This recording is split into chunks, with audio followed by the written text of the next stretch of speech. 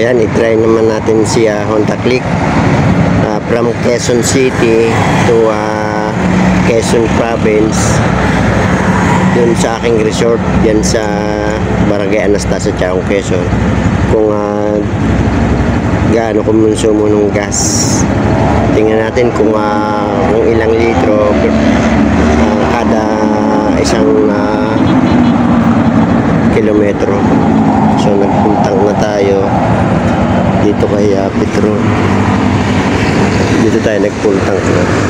So andito ngayon tayo sa Bicoa, sa Quezon City. So ayan, alas 2:03 ng madaling araw. Okay, go na tayo.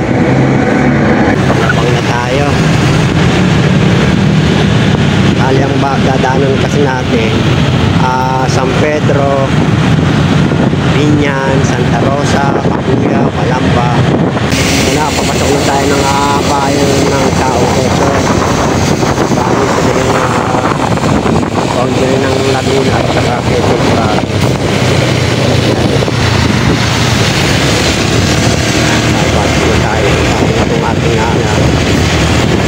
tinatakbo, yung nilalakban. Ito na yung Chaong, Quezon. Tayo dito sa e-breaks 125 pesos.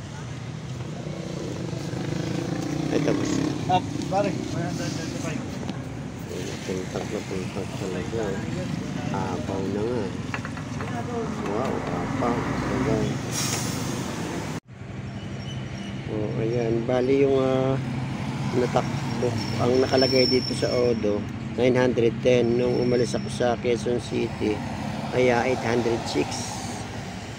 So ang natakbo ko ay 104 kilometers.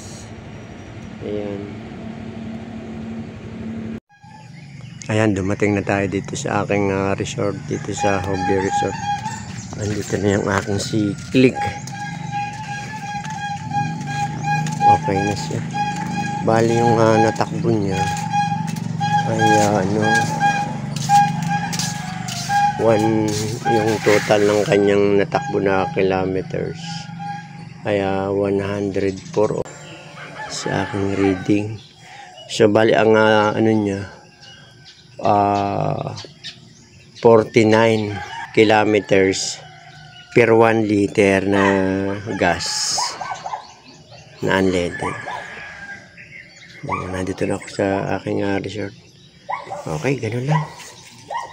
Parating na din ang maayos dito sa aking resort. Okay, thank you.